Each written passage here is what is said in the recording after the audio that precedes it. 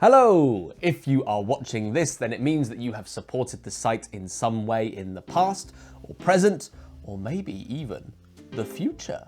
Either way, thank you so much. Without getting into too much detail, this year has been a bit of a tough one, personally. A lot has gone on in Tom's life outside of the prying eyes of the internet. It's been tough to deal with. That's even without considering all of the out there that's happening. Ooh. I count myself so lucky to have this job.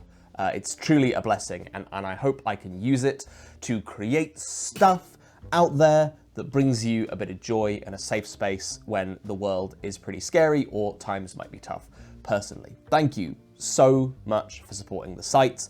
I hope we make it worth it. But you're not here to see me appreciate you and put my heart on my sleeves. As you see, I have come sleeveless because I'm here to talk about cold hard board games. This bonus bit is a loose and rambly list of my top 5 games that I played in 2025. And that's to say that this isn't the most solid, coherent, thought out list. I just said to myself, what would I choose as the 5 games that stuck in my brain this year the most? And then I wrote them down one after another, and I didn't edit it. I just went, that's it. That's the list. Those are the ones that came into my brain in that order. So that's the list. So if there's anything that I missed, anything that you'd expect to see on here that isn't here, then you can berate me in the comments as much as you like. Use it as an out. I'm a digital punching bag, but only for board games, please. Don't talk about no personal attacks from the shut up and sit down audience. I know what you're like. Also, some of these games came out at the end of 2024 and we covered them in 2025, or we haven't even covered them yet. And also, there might be some games that are in my in tray currently that are gonna actually be my favorites of technically 2025 because I got them in 2025. If you want to learn about those games, there's going to be a separate bonus bit video where I go through those games and say, hey, what should I prioritize here? Viewers of Shut Up and Sit Down, what are you curious about? Let's games!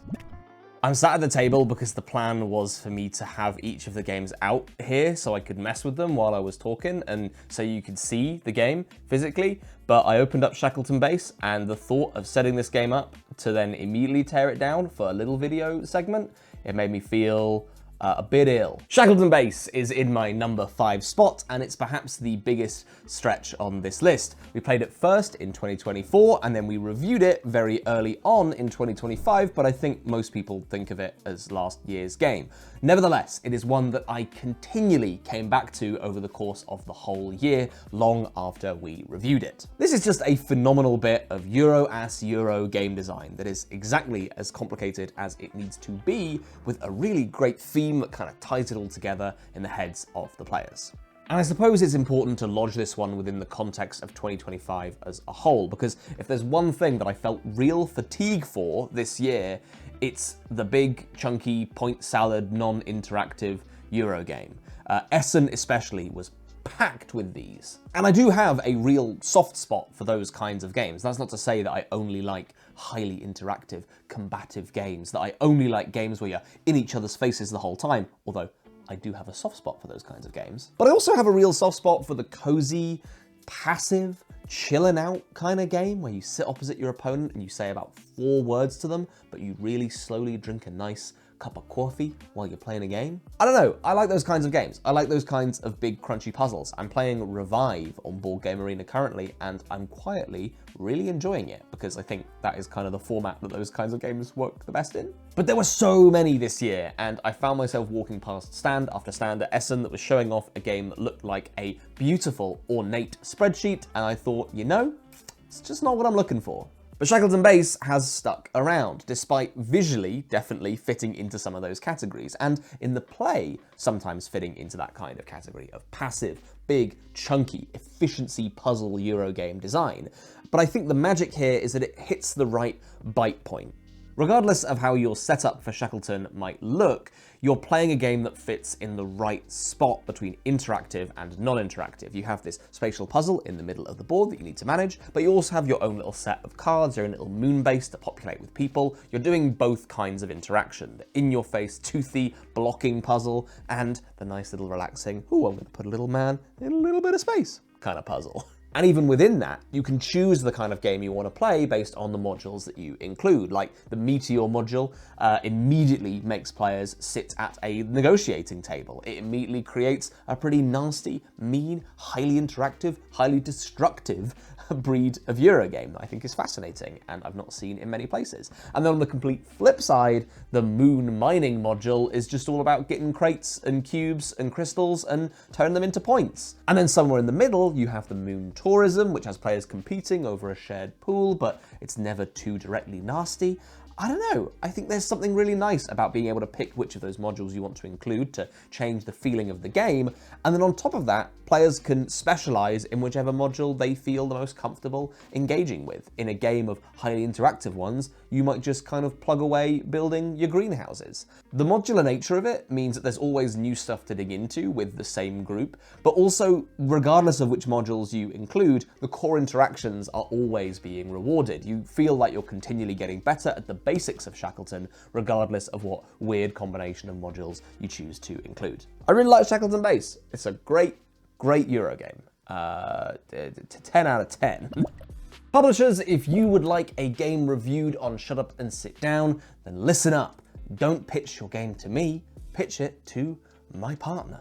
She is the true control valve as to what actually shows up on the site because she is the source of all of our deep dives and repeat plays, and she's got fabulous taste in games, and this one is no exception.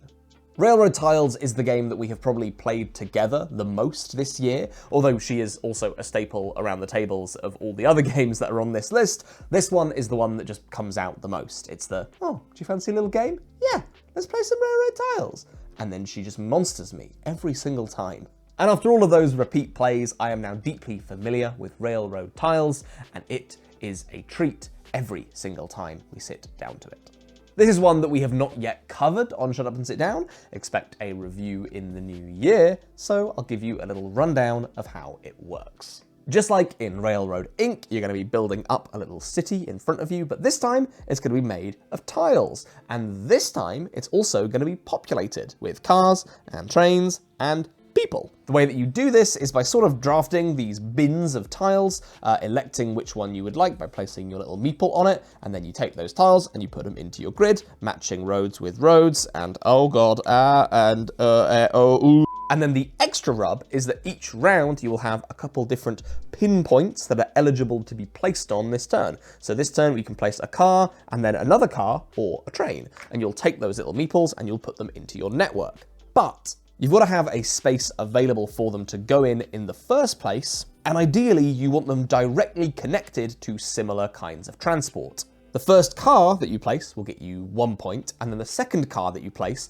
on the same route as that first car will get you 2, and then 3, and then 4, up to a maximum of 5 points. But keeping them all in one network is harder than you might think when you have to crisscross it with rail. Ugh. And folks, I am not afraid to admit this game is better than Railroad Inc.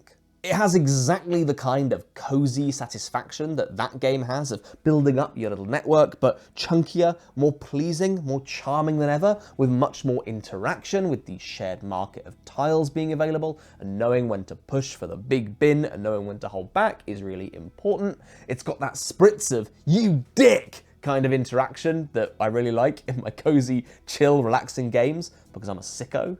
Unbounding this game from the grid, like in Railroad Inc., means that you have a lot more creative freedom for how you want to pursue your little city. It means you have much more varied endgame states to look at and go, what the hell was I doing there? The puzzle of hitting all of your little pinpoints with passengers is just superb. It's so well realized, it's so engaging, and it gets that continual push-pull of short-term decisions. What do I need right now to just score some points? And long-term, what is my city gonna look like at the end of the game? It just gets that balance so right. It's a perfect bit of game. It's magical. I can't get enough of it. I will always play a game of Railroad Tiles. Expect to see a full video review of this next year. At number 3, I am cheating a little bit by having 2 games share the spot because I cannot possibly choose between the absolutely wonderful Magical Athlete and the equally delightful Hot Streak. Is it Hot Streak or Hot Streak? Just let me know. Let me know which one it is. It's one or the other. These are the whimsy picks. They are the games that really reconnect you with the act of playing, of being silly, of goofing off with your pals, and I think both of them are essential. Again, we haven't covered these ones on Shut Up and Sit Down just yet, but you can expect to see them in the very near future. For those who aren't aware, these are both racing games from CMYK, and they take a slightly different tact to approaching the genre. Hot Streak is a mascot racing game with a bit of betting going on. You are going to place bets on any one of these different mascots, or multiple of the mascots, or multiple bets on the same mascot, and then you're going to watch them race, charging down this track with whoever crosses the line first coming in first, and whoever crosses the line second comes in second, and you can't believe what happens next. And at the end of that, your bets will pay out, and then you accumulate money, and yada yada yada, someone wins. You know the score, you've played a betting game before. But the magic of Hot Streak is that you have this wonderful, chaotic deck of cards, almost completely random at the start, that shows you how these different mascots are going to move over the course of the race. So you might look at the initial offering and say, hey, Hurley has got loads of cards in this race, he's probably going to win, so I should bet on Hurley. Mum has got no cards in this race, so surely she's going to place last. And you might be right, but the way that the race works is that you go 3, 2, 1, bidding off 3 cards initially, so some of those cards aren't going to come into effect in this round of racing, and then the cards come out completely randomly, so a really useful power or ability or movement might come out at the complete wrong moment or not at all. And in addition to this, every player is going to put a card into the deck at the start of the race, meaning that everyone has just a tiny fraction of influence over the outcome. If someone sees everybody betting on Mum, they might just quietly slip a fall down card into the deck. And is that going to pay dividends? Maybe. It might come out at a time when it's irrelevant. It might come out not at all, because it's in one of those 3 burned cards on the 3, 2, 1. Who's to say? It's chaos. And that's why it works. And on the other hand, we have Magical Athlete, a game that I have personally been waiting to come back into print for an age. In Magical Athlete, every single player is going to draft themselves a team of racers from this pool of demented cartoon characters. Once you have your team of 4 racers, you're then going to do 4 individual races, everyone choosing one of their team members to field in each of the races. I've said races too many times. What follows is a simple roll and move game. You roll the dice, and then you move your little mascot that many spaces forward. However, every single one of these different athletes has a different bonkers special power that completely changes the game. The banana makes the racers that pass it fall over, which is hilarious because it means they have to skip an entire turn. Speaking of skipping turns, the skipper means that whenever anyone rolls a 1, it just becomes the skipper's turn, and then they roll their dice and they move. If they roll a 1, it's their turn again. If the player just after them rolls a 1, it's the skipper's turn again. It's complete chaos. The romantic gets to move extra spaces whenever 2 players share a space on the board. They have a little smooch, the romantic shuffles along. The mouth eats other racers when it lands on the same space as them, just gobbles them up, and they're now dead. And that might not happen if the huge baby is in the game, whose power is that they're huge. That's it, they're just huge. And they block spaces. What follows is this absurd Rube Goldberg machine of all these different powers triggering, players yelling, it being completely unbalanced and unfair and crazy, and that is the joy of it. It's watching the marble run go. Now listen, my family loves these games. They absolutely adore them. And that is because they're simple and easy and intuitive and straightforward and full of fun and play.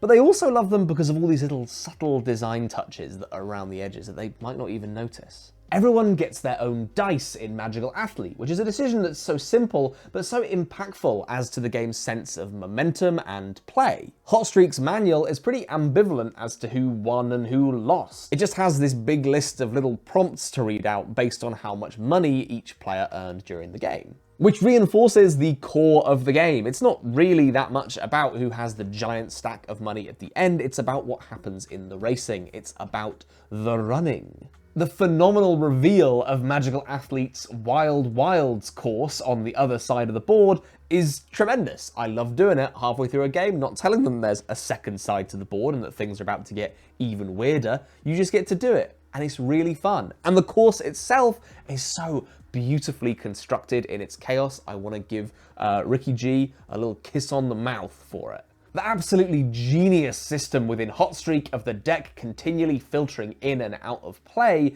leads to some of the most spectacular comebacks and shattering defeats I have ever seen in any board game. And it is such a simple system to run, to see it work. There's no more explaining to do, but it enriches the game so much in all these subtle ways that people might not realize the first time they play, but they will continue to appreciate game after game. There's so much to love in these games, so much, in fact, that I do not want to say any more, because these games are, as you may expect, getting a full review from Shut Up and Sit Down in the new year. One of our first ones back. I am really looking forward to making it. Please watch it, because it's going to be silly. Okay, I may have lied when I said that every game after Shackleton Base I was going to lovingly set up on the table, because again, I looked at the prospect of setting up the Old King's Crown just to tear it down minutes later, and I cringed. I didn't want to do it. So you've just got the board. God, why does anyone watch any of the videos I make? Oh. And also, what the heck, Tom? You're on record on youtube.com saying that the Old King's Crown is the best game of 2025 and you want to give it a little kiss. Mwah. Yeah, I said those things and more. But it'll all make sense as to why this is number 2 when you see the number 1 game on the list. And the Old King's Crown, it's this close. It's this close to getting that number 1 spot. That's just how wicked this game is. I always get a little bit nervous of recommending a game as strongly as I recommended the Old King's Crown. Like, what happens when the honeymoon phase wears off and it just becomes another game on the shelf? When will the spark die out? And the kind of common thing that happens with the games that I recommend as strongly as I have with the Old King's Crown, as strongly as I did with Arcs, is that the honeymoon phase just doesn't really end. I'm still playing the Old King's Crown. I played it just the other day. I lost horribly. I had a wonderful time. And I'm still just playing the base game. I'm still just finding crazy new tech, weird new stuff in just the very basic systems. I don't even need all the expansion stuff that I talked about in the little bonus bit, which you can watch. Now you're a Shut Up and Sit Down donor, or maybe you've already watched it if you're a Shut Up and Sit Down donor. Either way, you can watch it with your eyes. This is going to be a pretty short segment because I've spent an awful lot of time talking about the Old King's Crown on video in very recent memory. What's more to say? It's just absolutely fabulous. It is this ornate, wonderful bit of game design that I feel plays in a space that I've not really seen many games play in before, combining this very crunchy, complex, difficult to grok set of rules with a kind of vibes-based bluffing game. In retrospect, I think that I really loved this game for a couple of big reasons. The first is pretty obvious. It's a very bold, very personality-laden bit of game design that asks a lot of its players, but gives a lot back in return. It's a very singular game. It could only be made by the team that made it, I feel. It's risky, it's complex, it's uncompromising, it's a labor of love, and that exudes from this box. But I think another element, or maybe the major element that has kept it in my rotation during all the plays of the game that I had pre-review and indeed after it, is that it's a game that I really cared to get better at over time. I feel like with a lot of those kind of non-confrontational or even confrontational Euro games, you kind of get facelessly better at them. You play more and more of the games, you become more and more efficient, you become more and more familiar with the systems, but very rarely does it result in very flashy play or play that people will appreciate from a distance. You'll be like, aha, I've done this cool thing with my grain engine. And everyone goes, all right, cool. That's special in a way that I don't understand because I'm sat on the other side of the table managing my rock collection or whatever you do in a Feast for Odin.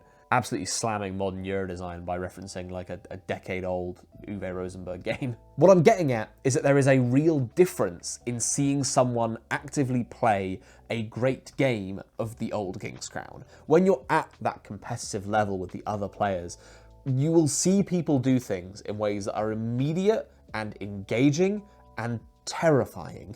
Because it's so in your face and because it's so combative and direct and immediate as a design, I feel like the competitive highs are just so much higher. Not just for the player pulling them off, but for everyone around the table watching. When someone does something impressive in this game, you feel it ripple outwards, and that is quite something. It is delivering a competitive, cutthroat spirit that I just don't really find in a lot of other games, or haven't found since I fell in love with Arcs. And I love the variability that comes from that. I never found that the Old King's Crown presented players winning in a way that was boring or staid or expected.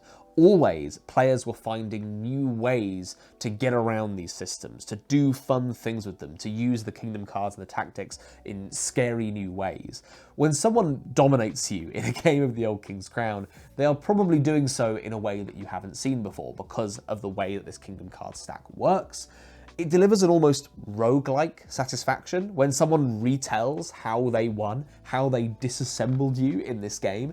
It feels like someone is telling you the story of their Balatro run or the story of their Slay the Spire run. What particular thing did they break right open, and why has it caused you to absolutely hemorrhage points? It is a very divisive game though, and I can see why. It is a game that a lot of people are going to bounce off of. There's a lot of reviewers who I trust and value the opinions of who really didn't gel with that combination of crunchy, thinky, rules-dense game design with the flip of a card bluffing element that is introduced in this game.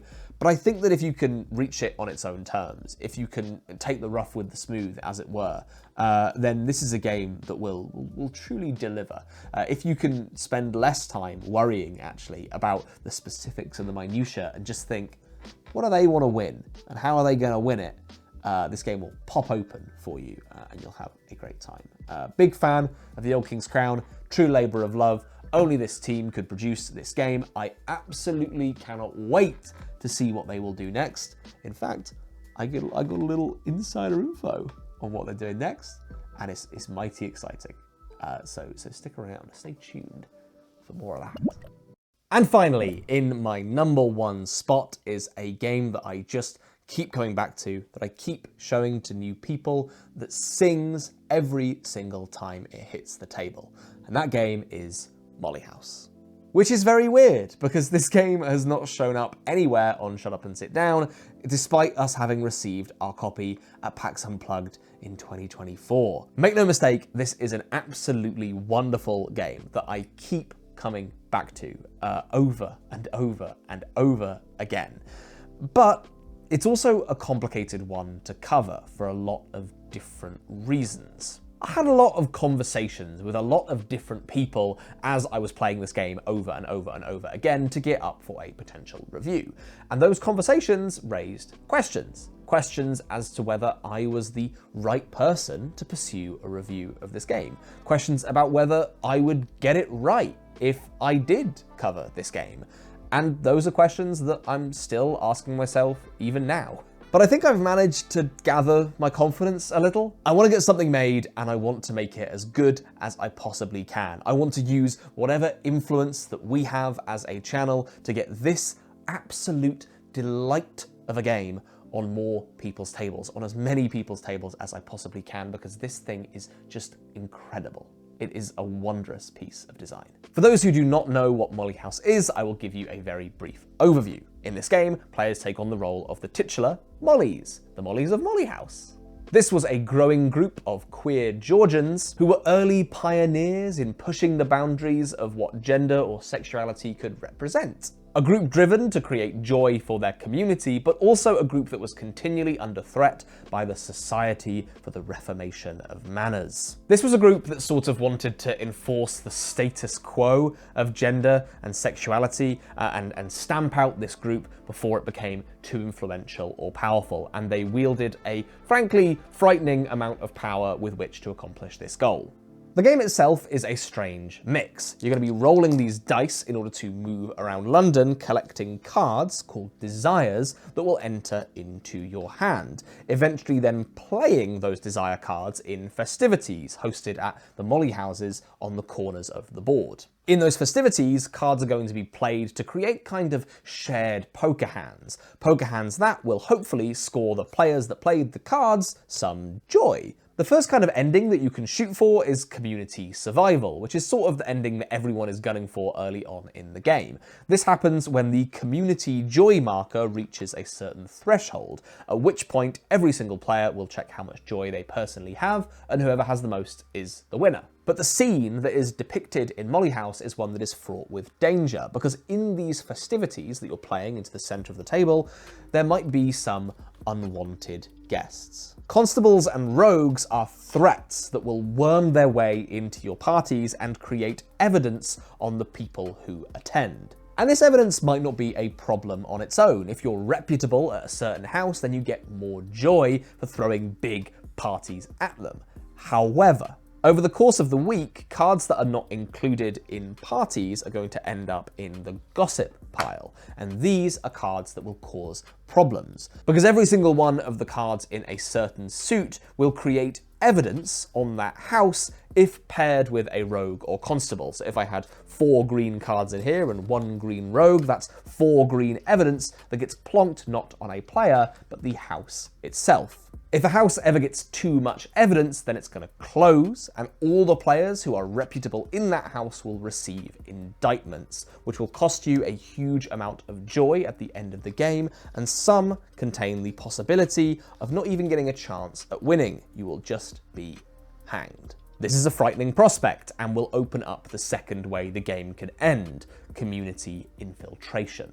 If all of the Molly houses are raided by the Society for the Reformation of Manners, or if one house is raided twice, then the game ends in community infiltration, with all players being hanged. The only way out of this fate is for a player to choose to inform on a house, pursuing its closure so they can spare themselves. Much like John Company before it, Molly House is a challenging work of art. It creates questions, it creates discomfort. It is a sensational piece of work that will challenge and delight most everyone who plays it. It fits in very nicely with the rest of the Whirligig catalogue as a work that will leave its players interested and engaged in the period of history that it depicts. But weirdly enough, what I really want to emphasize now, before putting my more complicated thoughts into an actual video later down the line, is that Molly House is just such riotous fun. These festivities are wonderful things. They're full of humour and they're full of pettiness. They're evolving. They're lightning rods for excitable table talk and negotiation. These festivities feel like parties, but they're parties with a really heavy and nuanced strategic element that grows as you play game after game. They're such a fascinating puzzle to solve, and they have no clear analogy to any other game in the space that I can think of. It feels truly fresh and innovative and exciting, as it should. That delight and humour that is the core of the festivities does a wonderful job of echoing the joy that you are ultimately competing for in this game. This is a game of living loudly and proudly through these festivities. It is a game of being yourself, which ties so neatly into the other side of the coin. The early game festivities are these frivolous, risky, explosive things that shoot the joy trackers up as fast as they can possibly go. But then, as the game turns, they twist and change into nervous glances, tension within the community, these hearty knots of distrust to unpick. It is just perfect. It is one of the most exceptional marriages of theme and mechanic that I have ever seen in a board game. It models what it needs to model, not just on a simulationist level, which it does absurdly well, but it also plants you so firmly in the shoes of the people that you are playing as. When everyone is having a riotous party that you are deliberately being left out of, but also are shouldering some of the blame for, it creates these very real feelings of being left out and discarded that then push you towards choosing a different path in a way that is amazing. I've never seen anything quite like it. I'm gaining more and more appreciation for these kinds of designs right now. I've been playing a bunch of Cross Bronx Expressway recently and have just left that game quietly in awe of how cleanly and beautifully it manages to model a very complex set of systems at play. I love Molly House because it is just an absolute blast to play. It's a delight every single time I get it to the table, regardless of what group I play it with. But I also love it because it represents a new passion of mine for games that leave you feeling a little changed, a little grown, a little more interested or inspired after playing them. It's tremendous. A wonderful, wonderful work that you must play. More than anything, I love that Molly House allows players an alternative history. In reality, this community was crushed at this time and scattered to the winds. But within the simulation of Molly House, you can make that not happen. You can create this community and have it stand the test of time. This game, letting a better world be possible, it feels needed. It feels tremendously now. And that's Molly House, which is without a shadow of a doubt my favorite game that I played this year. Please do stay tuned for more coverage of this particular one a little bit down the line. And that is the end of this video. Thank you so much for watching, and thank you so much for supporting the site. Like I said at the start, it means the absolute world to me that you would support us in doing this. I really appreciate it. It's something I do not take for granted, and I hope you enjoy our little bevy of festive Christmas bonus bits. Thank you for your support. Appreciate it so much, and have a great holiday. See you soon. Bye.